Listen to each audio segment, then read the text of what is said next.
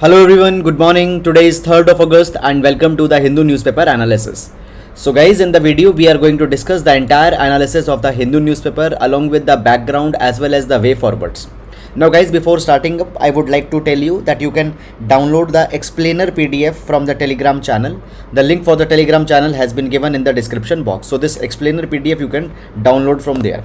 Now guys, first of all, let's take the overview of the entire newspaper in order to understand that which articles are going to be important in the today's paper. So here we have the page number 1, Nancy Pelosi lands in Taiwan, China slams US. So guys, this is a kind of a very big thing that has happened in past 25 years. This is the first time that such a leader has visited the US. So here we will be understanding the strategic ambiguity, how it is turning to the strategic clarity. So we'll see this particular article. Then Al-Qaeda chief killed in the US strike in the Kabul. Okay, so guys, one of Al-Qaeda chief, the mastermind behind the 9/11 attack and the right hand of the Osama bin Laden, has been killed in a drone attack in Afghanistan, Kabul, that has been carried by the USA.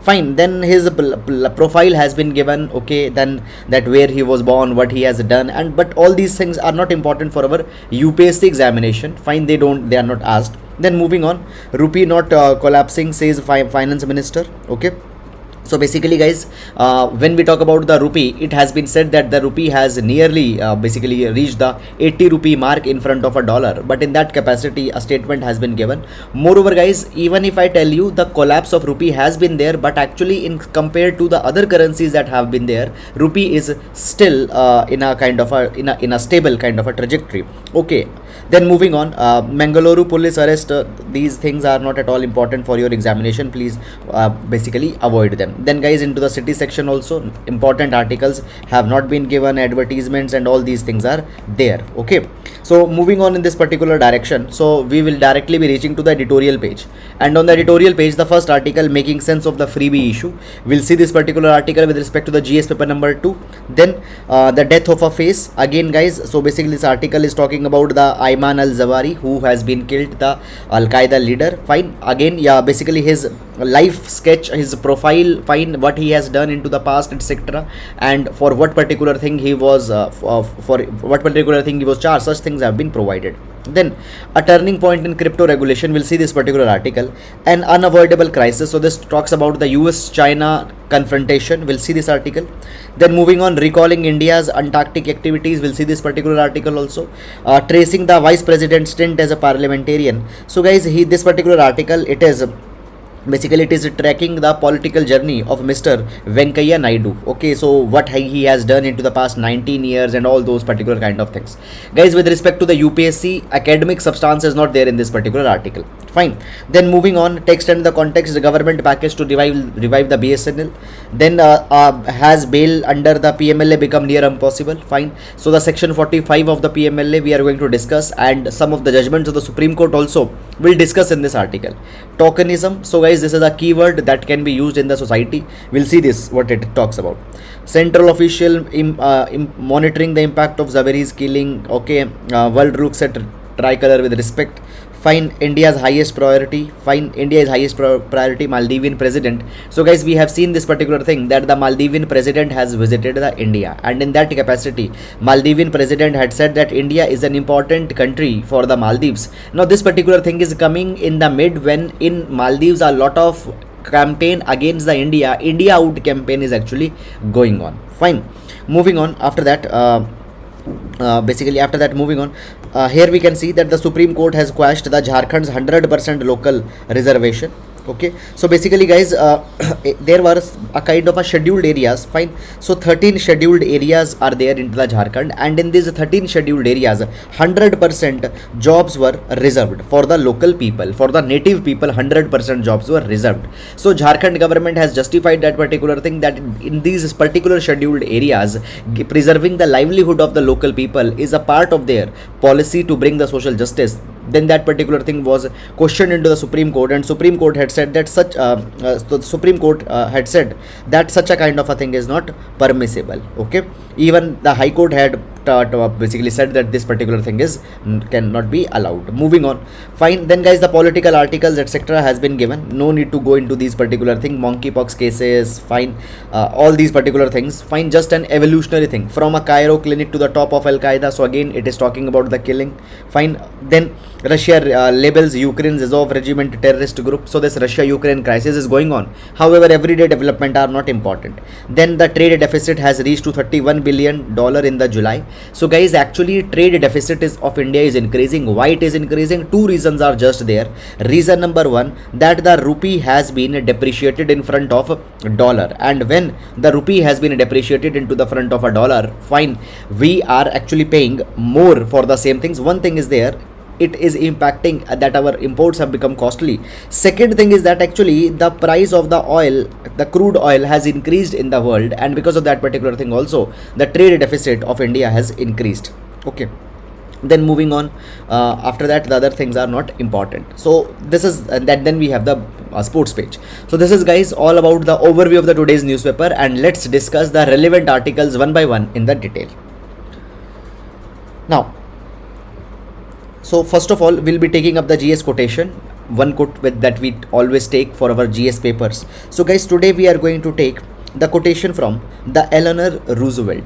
Okay, so Eleanor Roosevelt, fine, she was the first lady of the US. She said that it isn't enough to talk about peace, one must believe in it, and it isn't enough to believe in it, one must work at it. So just preaching the peace, just doing a lip service for the peace, it is not sufficient. Rather, we need to take the concrete steps that how the peace in the world can be preserved. Now this particular quotation, this particular idea can be seen into the context of recent confrontations that is going on between the US and China, between the US and Russia, between the Russia and Ukraine. On the world stage, all the countries, they preach about the peace, but actually they have not taken the concrete steps in this particular direction. Even in this particular thing, we see that the United Nations Security Council, even the UNGA has not been able to take some kind of a concrete steps. So rather than just doing a lip service, we need to believe in the peace, as well as the world countries need to work in the direction of peace. This particular idea can be utilized in the GS paper number 4 ethics, as well as this particular idea can also be used in the essays. So that is all about it. And now let's take the first article. So guys, the first article we have taken, it's from the text and the context section, and the article reads, has bail under Prevention of Money Laundering Act become near impossible? So the controversy behind the section number 45 and the Supreme Court judgment on the section number 45 of the PMLA we are going to discuss. Clear? Now guys, before going in this particular article, I would like to give you some of a background information. So guys, the background information goes like this, that there is an offense of money laundering.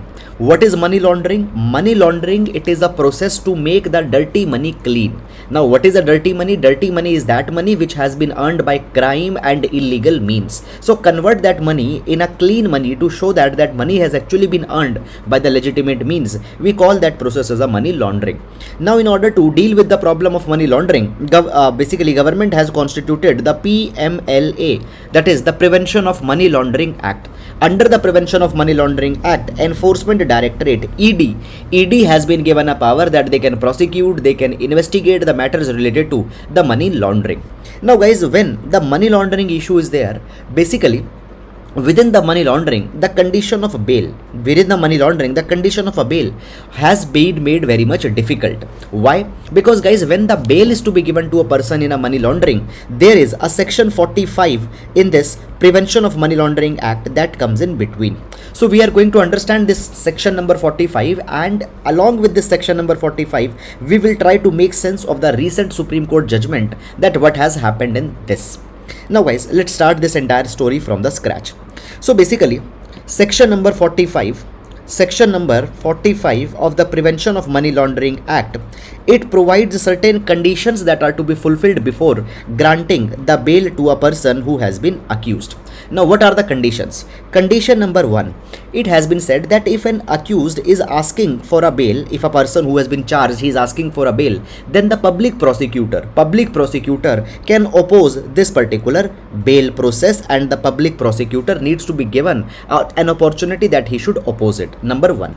Number 2, then there is the twin condition test. Now guys, what is this twin condition test? Listen very carefully. In twin condition test, the court before giving the bail has to satisfy two conditions. Condition number 1, the court should be satisfied that the person who is asking the bail, this person prima facie he looks innocent.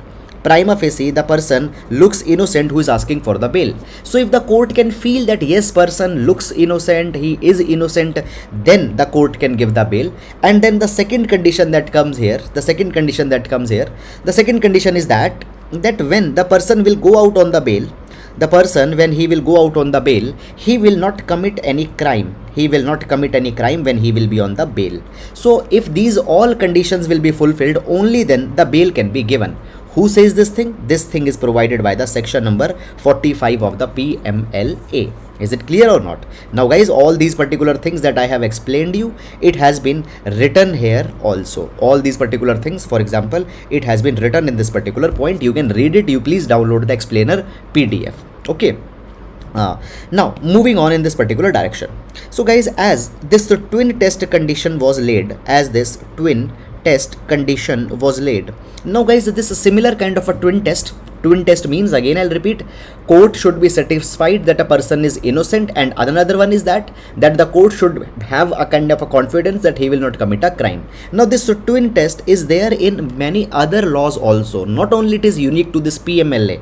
Fine. For example, such kind of a twin test was there in the TADA Act. Now guys, even in the TADA Act, whether this twin test is constitutional or not, it was challenged into the Supreme Court, and Supreme Court in one of a judgment, that is the Kartar Singh versus State of Punjab, had held that this twin test, it is legal. Okay, and in section 45 of the PMLA, this twin test was added.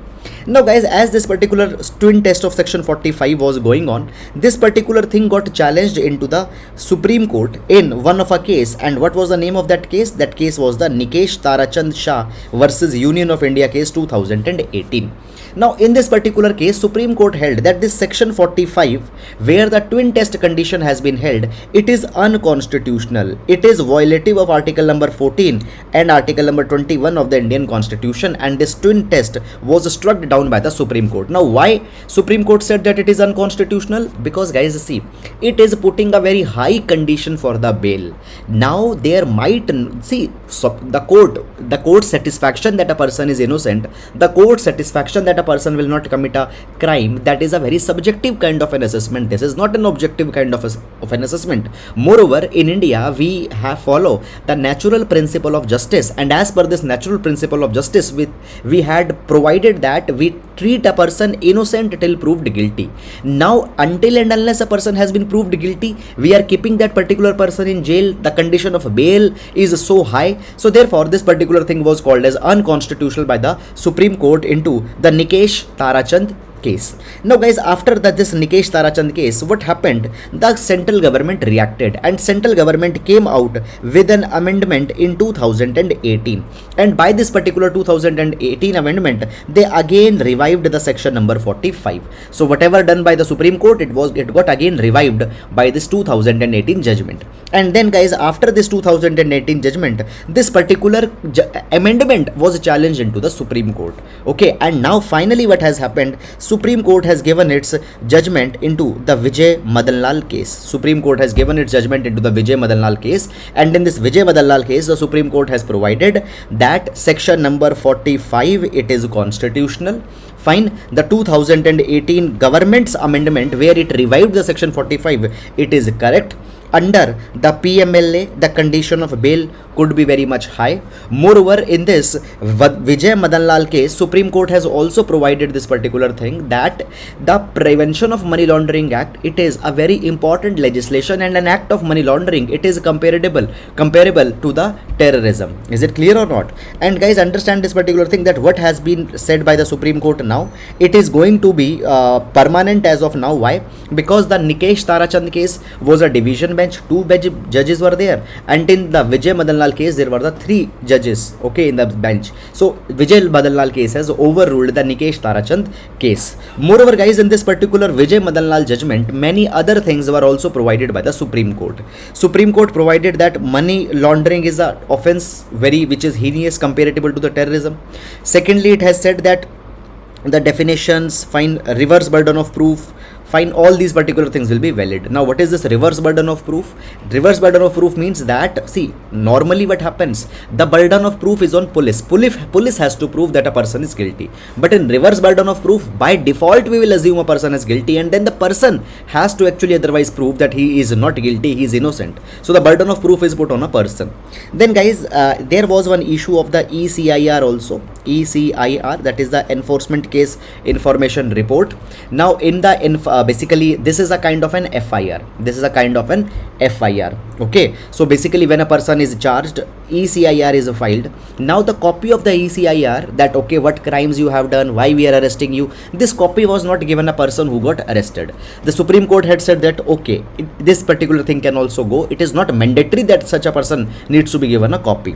Moreover guys, there was one more question. The question was this, that actually many of the amendments that have been brought into the Prevention of Money Laundering Act over the past few years, some amendments have been brought by the money bill also. So whether introducing an amendment in PMLA through money bill was valid, was constitutionally allowed. So on this particular thing, Supreme Court had said that we will think about it and we will be giving this particular judgment laterwards. Fine. So that is all about it. Now moving to the next article. Okay.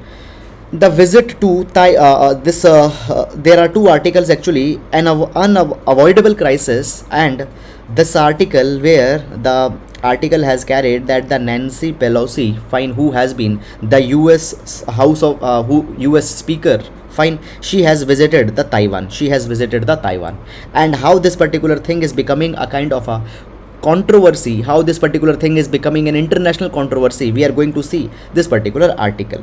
Okay, so basically Nancy Pelosi, when we talk about the Nancy Pelosi, we were seeing from the past few days that she might be visiting, there was no clarity on that particular thing, but now Nancy Pelosi, who is the US House Speaker, she has finally visited the Taiwan. Okay, now let's discuss this entire issue, fine, from the very much scratch. Now guys, one particular thing, I will not be going to restrict only to the articles that had come here. I will be giving you some more and some extra background as well as the way forward. So please listen this particular issue very carefully. Okay, and please download this PDF from the Telegram channel so that you can have a record of the things that we are going to see here. Now guys, let's start this particular story from very scratch. Okay, from very scratch, from very start, we will be starting this entire issue. Now guys, basically there is one China and then there is a Taiwan. Okay, so here you can see that here there is China and here there is Taiwan. So basically when we talk about the China has one particular policy, that is the one China policy. Now what is this one China policy of China? As per this one China policy, China says that the Taiwan, it is not an independent country. Taiwan, it is a part of a mainland China only, and someday in the future the Taiwan will be reunited back with the China. So China follows this one China policy where the Taiwan is not an independent country, it is the part of a China only. This is the one China policy. Now guys, basically China has provided this thing to the entire world, that if you will maintain any independent diplomatic relation with the Taiwan, that you can then you cannot make a diplomatic relation with the China. This particular thing has been provided very clearly since the start. Now guys, when we talk about the years, recent early years, 1950s, 1960s, at that point of a time, India and China, USA and the China relations were not very much good. Initial years, the USA and China relations were not very much good because China into the initial years were very much inclined towards the communism. Now guys, what happened? Actually, the normalization of relation between the USA and the China happened in 1979. The diplomatic relations got started between these two countries, and at that point of a time, basically the USA had basically brought one Taiwan Relation Act. Now this Taiwan Relation Act of 1979 provided an element of a strategic ambiguity. Now what is the strategic ambiguity? Listen this thing very carefully. So the USA provided this particular thing, that we will maintain our diplomatic relationships with the China, People's Republic of China. They recognize the People's Republic of China. It means that they don't independently recognize Taiwan. They recognize the People's Republic of China. Okay, this thing happened. But at the same time, USA also said that we will not be isolating the Taiwan. We have all the right that we can promote the extensive relation with the people of Taiwan also at the same time. This particular thing happened. So basically an element of strategic ambiguity came in between. Strategic ambiguity means that they recognize China as a country, but with the Taiwan also they will maintain the relation. Okay, whether they recognize Taiwan as an independent nation or not, neither they say yes, neither they say no, but for the time being in 1979 they say that we for sure recognize China. So this was the strategic ambiguity that USA adopted in terms of the Taiwan's recognition. Fine, that thing was going on.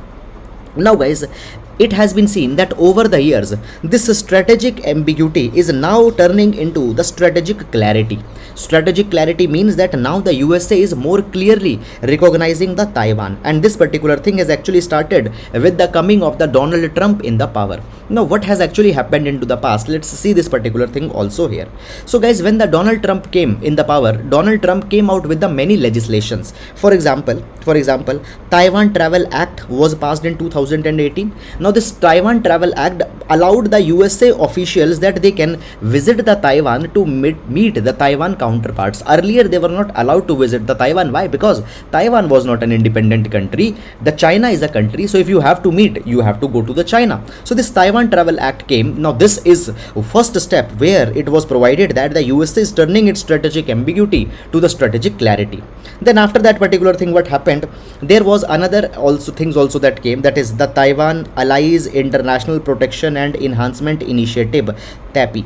Okay, now this initiative, it provided that the USA will help the Taiwan in maintaining their diplomatic relations. Okay, then the National Defense Authorization Act 2020, this particular act came. Now this particular provided that the USA would strengthen the defense cooperation with the Taiwan, can provide the ammunition to the Taiwan. Now guys, all these particular acts, the Taiwan Travel Act, fine, then the TAPI Act, then the National Defense Authorization Act, they are moving towards the strategic clarity. It shows that the USA is now recognizing the Taiwan as an independent entity.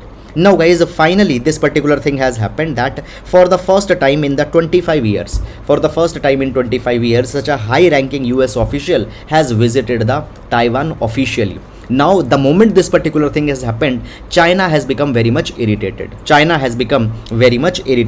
Now what the China basically has said, China had said that there will be the confrontations, there will be the military test, nuclear test, there will be basically they will be sending up their aircrafts into the Taiwan's territory, etc.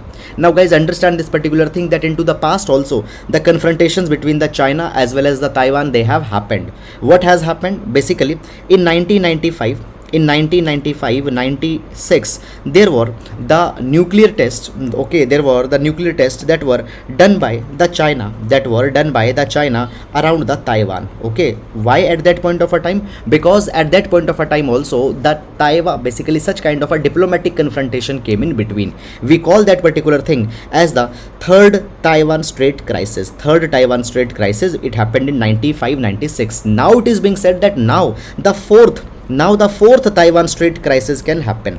Why the fourth Taiwan Strait crisis can happen? Because of this US visit. Okay, so now the China had said that they will be doing the targeted military attacks, they will be sending the aircrafts and all these particular kind of things. Fine, so this is all about this particular article. Guys, I hope that you have understood it, and now we'll be moving to the next article. Okay, tokenism. So what this particular word tokenism means? Now this tokenism, basically guys, this article, okay, it is taken from the text and the context, and it is actually a keyword article. What is this keyword article? Keyword article means that some of our social keyword is taken in these articles. For example, what say hen came few days back, then there was the deviancy amplification, that word came. So this time the word tokenism has come, we'll see this particular article, and this article will be seen with respect to the GS paper number 1, issues related to the society, social issues, GS paper number 1. We are going to see this article. Okay, now moving on. Okay guys, before moving on, there are some of the comments. I would be just answering them in 5 seconds. Okay sir, please discuss Indian Express newspaper also. Okay, Shubdeep has raised a question, sir, please discuss Indian Express newspaper. Guys, I would like to answer one very important question to you, everybody. See, the aspirants, they have one particular problem. Now, not a problem, I'll say that there is a one particular kind of a syndrome that every member of a UPSC community have. We call it as a FOMO syndrome. What is a FOMO? FOMO stands for fear of missing out. Fear of missing out, it means that we always are in a kind of a complex that we will miss something, we will miss that, we will miss that. We need to read 5 newspaper, we need to read 2 newspaper, we need to do that also, that also. But guys, this FOMO, it is just a kind of an unwanted complex. Just simply keep one thing in your mind, that if you are seriously preparing for the exam, you need to read only 1 newspaper, because the UPSC doesn't ask that okay, what came in Indian Express or what came in the Hindu newspaper. UPSC's questions are based on the issues, and if the issues are relevant, they will be covered in every newspaper. Even the relevant issues, if they are there, they will be covered in Dainik Jagran newspaper also. So we don't need to be driven by this FOMO that we have to read 3 newspapers. Why this FOMO is problematic? It is because of the 2 reasons. Number 1, it is not a sustainable that you can read 3-4 newspapers for entire year, because there are other things also that you have to do. Even if you will do that particular thing, you will be compromising somewhere else. And second thing is that even it is not required. Fine, number 1, it is not possible. Number 2, it is not required. And thirdly guys, students, what they do, for 2 days they will be reading 3 newspapers, and then for 10 days they are not going to read anything. Just maintain consistency. Just follow 1 newspaper, but follow it every day.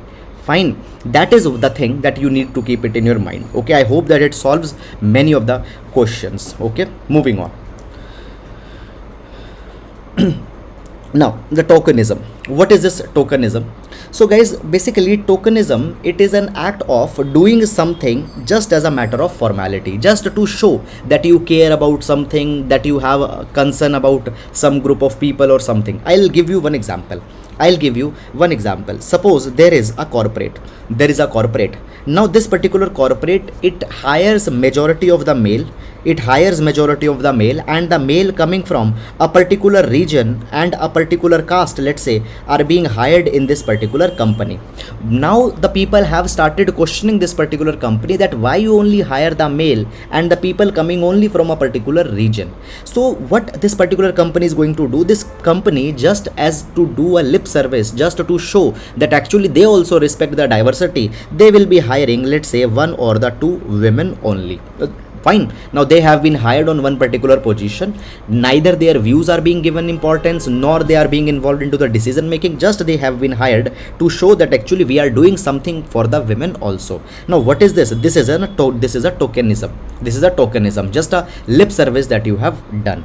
Now guys, when we talk about the tokenism, so the tokenism, it is an act of doing something in order to show that a person or a company is including people from minority or a marginalized groups, but without the sincerity. Fine, just they are showing that particular thing without the sincerity. Is it clear or not? Now guys, in this particular thing, the people from the lower caste, the people, black people, the minority people, the transgender people, all of them could be hired. Now guys, it has been said that actually the tokenism, the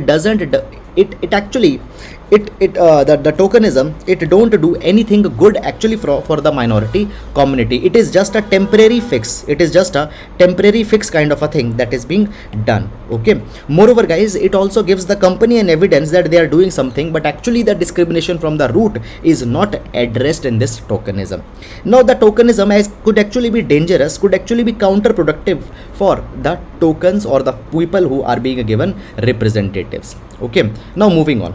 So why it is problematic? Number one, basically when you are just showing the tokenism, that ultimately doesn't changes prejudice about the community.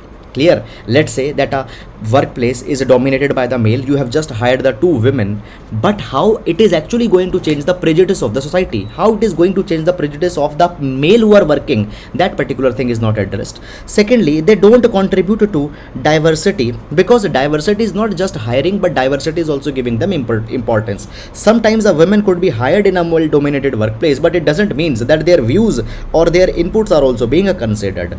Thirdly, basically these acts of tokenism, they are just providing some ammunition to the people who are engaging, who just wanted to ward off the critics. Okay, so if the person doesn't simply criticizes them, they hire people and they get a ammunition, they get a tool to ward such kind of a criticism. So because of all these particular things, the tokenism, it is not too much productive, it doesn't brings too much of result on the ground. So that is all about it. And now moving to the next article. Now, making sense of the freebie issue. Making sense of the freebie issue. This particular article we are going to see with respect to the GS paper number 2, electoral reforms. Electoral reforms. Now guys, recently basically this issue of freebie has come a lot in the news because of the two developments that had happened. Number one, the prime minister in one of an address had asked the youth that they should not be carried away by the revdi culture. Now what is the revdi culture? Revdi culture is giving them freebie. Now guys, what is a freebie? If you don't know, freebie is just a promise that has been given a politician or a political party that if we will come to the power, we will give you mixer grinders, will give you scooty, will give you gold chain, will give you TV. These free things that are being promised, they are called as the freebies. Now the prime minister had called these freebies as a revdi culture, and has been said that this revdi culture is actually dangerous as it is harmful for the development of a country. Second development that has happened is the Supreme Court has asked the government of India that how we can control this freebie culture. In that particular direction, the Supreme Court has also given a suggestion that the Finance Commission can be used. The Finance Commission. Now, Finance Commission advises as how much grants are to be given to the state governments. So, the Finance Commission can also be used to ask for some suggestion. This thing has happened. Now, guys, the article, it is just making an assessment that actually what a freebie is and what a freebie is not. Now basically the article says that often we think that everything which is being provided to the citizen free of cost, it is a freebie, but no, that is not a thing. Sometimes the things which are being provided to the citizens at free of cost, they are very much important constitutional obligation of a state. State has to provide this particular thing in order to fulfill the fundamental rights, in order to fulfill the directive principles of state policy, DPSP. Clear? Everything is not a freebie. Now guys, when the politicians argue against the freebie, they say that the freebie are the waste of resources, they place a burden on the fiscal resources. Yes, they are correct in this particular thing, but guys, they actually say that the goods such as the televisions, gold chains, they are freebie, but at the same time the welfare schemes such as the food being provided under the PDS, public distribution system, the food being provided under the midday meal, the food being provided through Anganwadis, as well as the MG Narega, fine, where the right to work is being provided to the people, they call that they are also freebies. But we need to understand that they are not the freebies, because guys, see, the basically when the pandemic started, government distributed the food grains during this particular pandemic. Why? Number one, the FCI already had 100 million tons of rice, and this was a very much stressing time. People were dying because of hunger. Fine, food distress was was going to increase. Therefore, the government had to come in between, and government actually came in between, and government actually provided the food grains. This food grain ensured for the food security at that point of a time. And secondly, what also happened, basically it also served as an implicit income transfer. Okay, so if the food grain is being provided as an entitlement, obviously the money that will be saved, it could be used for something else. Is it clear or not? So this is something that has happened. Now guys, after that, basically as the food security is being provided through the food grains, okay, now government has before that promised this particular thing 10 years back, more than actually 15 years back. Government has promised that we will provide everybody the right to food. Eventually the National Food Security Act of 2013 also came, and today through the National Food Security Act of 2013, people are getting the subsidized food grains. Now this is not actually a freebie, it is a food security for India. Fine. Then guys, moving on. After that, there are the other welfare schemes also, for example the MG Narega. Now when we see that the joblessness is very much high, agriculture is facing the stress, then into that particular thing, basically the MG Narega scheme have been provided. Now guys, always these welfare schemes, they are called as the subsidy burden, and they say that they restrict the human development. But guys, actually providing MG Narega, providing the nutrition, they are indirectly bringing the human development only at the end of the day. For example, the midday meal schemes. Now midday meal schemes, it have been proved that the midday meal schemes, they increase the school retention, they increase the school enrollment, they address the classroom hunger, and when the classroom hunger will be addressed, school retention will increase, school enrollment will increase. Obviously, what will happen, more children will become educated, efficiency into the classroom will increase, so it will at the end of the day be increasing the education in the country, the skill set into the country. Our youth, they will not become a demographic burden because they are not educated, rather they will become a demographic dividend because of the education that is being provided at subsidized price. In this way also, the free uniform, free textbook, fine, the free education in government school, health care facilities, okay, all these particular things are the good entitlements that are being provided, and they should not be confused as a freebie. Okay, what are the freebies are the things such as a gold chain, such as a TV, and all these particular kind of things. Fine. Now moving on in this particular direction to the next article, recalling India's Antarctic activities. Now guys, this particular article, it is written by Mr. Jairam Ramesh. Now Mr. Jairam Ramesh, it is the member of the Congress party, and he actually has provided some of a contribution that in the Antarctic region has been given by the India in the past. Now guys, basically this particular bill, majorly it is talking about the Antarctic Bill 2022 that has been passed. Now guys, when we talk about the Antarctic region, I would like to give you some of a background. Antarctic region, okay, so basically the region of Antarctica. Now guys, when the World War II ended, at that point of a time, the world countries, they wanted to have a stake of the Antarctica. Now originally the Antarctica has been a no man's land. No man's land means that no people, no natives have lived there, okay, in the Antarctica. It doesn't belongs to any country's sovereignty. But after World War II, the countries want to make Antarctica part of their own country. At that point of a time, what happened, the Antarctic Treaty was signed in 1959. Now this Antarctic Treaty provided that the Antarctica will just be staying as the zone of science. There will no militarization of Antarctica. Antarctica's division will not be there. It will just be the land of science, okay, and this particular thing was there. And initially the Antarctica Treaty was signed by the 12 countries, and slowly many other countries joined the Antarctica Treaty, and they said that only for the scientific expedition the region of Antarctica will be used. Now guys, India also signed the Antarctica Treaty in 1983, then China signed the Antarctica Treaty in 1985. Clear? Today guys, more than 46 members have joined this Antarctica Treaty, and this Antarctica Treaty has also some conventions attached to it. For example, the Convention on Marine Living Resources is there. Now this Convention on Marine Living Resources provides that every country need to make sure that their expeditions, their activities there are not threatening the marine lives, fishes, okay, and all the fauna that is found there. Then there is also the Protocol on Environmental Protection. It is provided that the polluting activity should not be done into the Antarctica region. Now guys, when we talk about the Antarctic region, we India also are carrying the scientific expeditions into the Antarctica, and we also have the scientific bases, research bases in the Antarctic. We have two research bases right now, that is the Maitri and Bharati. The Maitri and the Bharati, these are the two permanent research stations that we are maintaining into the Antarctica. Now guys, what is this Antarctic Bill 2022? Now this Antarctic Bill 2022 wants to legislate onto the Indian activities that are happening into the Antarctica. So basically, Indian scientists are visiting Antarctica, they are carrying the scientific experiments into the Antarctica. So to regulate all those people, this Antarctic Bill 2020 has been carried. Basically, this Antarctic Bill 2022 provides a detailed legal framework for the India's Antarctic activities. Number one, the jurisdiction of Indian courts have also been extended onto the people of India who are there into the Antarctica. Let's say that there are some people into the base station of India within the Antarctic, and some dispute happens, some violence happens, to how to treat, how to regulate that. For that particular thing, this Antarctica bill has been brought. So the regulation of Indian courts within the Antarctic will be increased by this bill. Regulating the conduct of the Indians into the Antarctica, this will be regulated by this particular bill, and all these things will happen. Now you don't need to go too much into the detail, just the overview about this bill you need to know.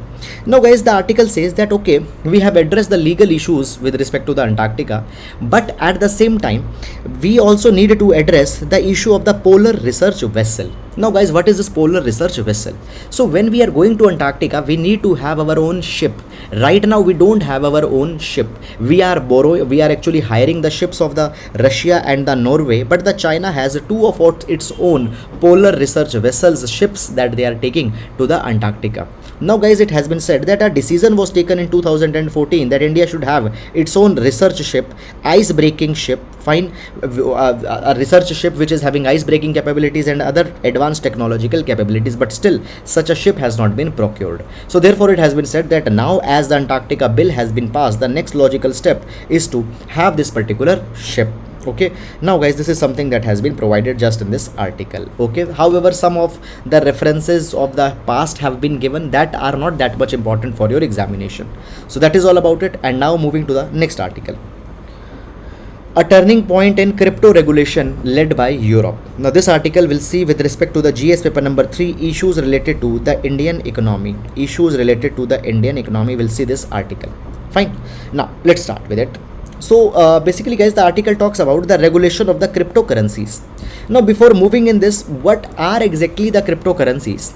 So guys, the cryptocurrencies, they are also called as the virtual currencies. Why the virtual currencies? Because they don't have any physical counterpart. For example, the rupee. Now you have the basically you have some money in your bank account that is in the digital format, but at the end of the day you can withdraw that money from your bank account through ATM, and the physical form of that money is also there. But when we talk about the virtual currencies, for example, the Bitcoin is there, Ethereum is there. They don't have any physical form, they just exist virtually only as a digits on a computer program. Now when we talk about these cryptocurrencies, not for number one, they are virtual. Number two, they are not regulated by any central bank. They are not backed by a central bank. For example, Indian rupee is backed by the Reserve Bank of India. These virtual currencies are not backed by any central bank. So these cryptocurrencies are there. Now guys, when these cryptocurrencies are there, as they are not backed, they don't have any backing, these cryptocurrencies have become a kind of a concern. Now guys, in this particular direction, the Reserve Bank of India 2 years back provided that in India we need to ban the cryptocurrencies, and actually the cryptocurrencies got banned also. But in 2020, the Supreme Court came out with a judgment and said that you cannot ban a cryptocurrency in such a way. If you want to ban, bring a law, but in just simply through a notification, cryptocurrencies cannot be banned. And after 2020, the cryptocurrencies again were traded in India, and all these particular thing happened. Meanwhile, the government said that we will bring a bill to ban the cryptocurrencies, but now the finance minister has given a statement and had provided that the statement has been given a parliament and had said that we cannot actually regulate, we cannot ban the cryptocurrencies. Why? Because there is one particular issue with respect to the cryptocurrency. What is the issue? See, the cryptocurrencies, they are not just the physical currencies. You don't need a container to transfer them from one country to another. They can be transmitted through internet. Okay, so how to transmit the flow of how to regulate the flow of cryptocurrency from one country to another country, it is very much difficult. The finance minister had said that until and unless all the countries will come together, and until and unless all the countries will ban the cryptocurrencies, just even if India will ban, it will not be effective onto the ground, because anyhow they will come through the internet, and how to regulate that particular internet, it is not very much possible. Now in this particular direction guys, basically in this particular direction, we need to identify the way that how such a seamless financial asset such as the cryptocurrency which flows from the internet, it is to be regulated. And answer of these particular things will actually be helping us to find a framework to regulate the crypto industry in India.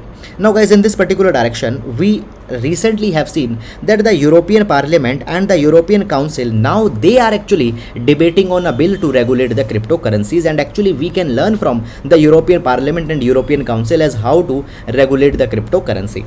In this particular direction, what is the bill that they are bringing? It is the regulation of market in crypto assets, or the MiCA bill.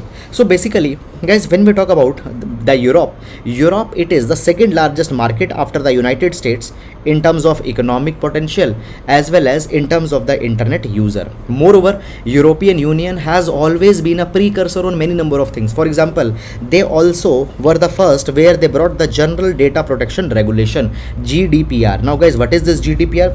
GDPR recognize the right of the consumer over their data, right to be forgotten. Okay, right to be forgotten from the internet was given by this GDPR. So on to the data privacy, fine, data control. This GDPR was a very progressive legislation, and after this GDPR in India also such a kind of a thing has been introduced. What has happened recently? The Supreme Court has recognized the right to privacy as a part of a right to privacy, the right to forget.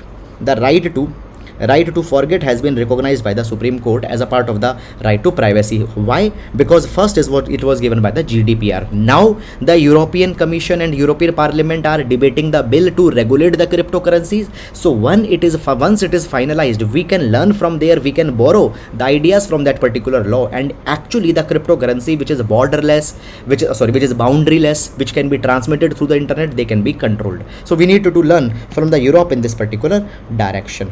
Is it clear or not? So this is something which has been provided in this particular issue. I hope guys that you have understood it. And now we'll move to the next article.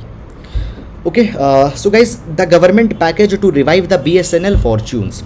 Now this particular article has come from the has been taken from the text and the context. And guys, this particular article, it is just talking about the BSNL's revenues, BSNL's losses over the past few years, how much money they have given into the salaries, how much money they have been given to the employees, and all these particular kind of things have been provided. Now this particular thing is not important for examination. Fine, so the revenue, their losses, there are number of employees, and all these things are not important. Rather, this fiscal package that has been given to the BSNL, I have discussed this entire thing in detail on 28th July at 30 minutes 42 seconds. There I have discussed the strategic aspect of this particular plan. I have discussed that how reviving BSNL is very much important in enhancing the rural connectivity in order to bring the digital India to the rural areas, how reviving the BSNL is very much important, and how the telecom, it is one of a core area where government needs to maintain their control. So that dimension I have taken on 28th July at this particular timestamp. If you have seen it, no issues, just move. But if you have not seen it, then guys, I will insist you that please go and watch this particular video at 30 minutes 42 seconds. That is important with respect to UPSC. This article with respect to UPSC is not important, so please watch it. So that is all guys about this. Now we will be moving and we'll be meeting tomorrow. Till then guys, please take care of yourselves, and in between there are certain questions. Sir, tell me from when is video started, how much time? Dear, video is approximately 45 minutes to 1 hour. It is streamed live at 6:15 or 6:30 am. Fine, that is the thing. Sir, can you provide the sir, can you just a minute, sir, please, if you can provide annotated PDF. See guys, annotated PDF looks something like this. Now in this one, some words will not be visible. Okay, so because these words and some kind of a things, they get hidden in this, it will become very messy. So I provide the PDF, you just highlight that in some of tab, or if you can do, I think that will be more clean kind of a thing. Clear? Sir, please include the topic, GS paper wise topic in the PDF. Dear, do I include it? And even in the class during the video also I tell it. Okay, chalo. Okay guys, so now we'll be meeting tomorrow. Till then, please take care of yourselves, and if you have liked the video, please do hit the like button, please do subscribe to the channel, and please do leave your lovely comments. They are very important, and I personally reply to each of every comment. It feels very good to see those comments. Please do comment if you have liked it. Thank you so much.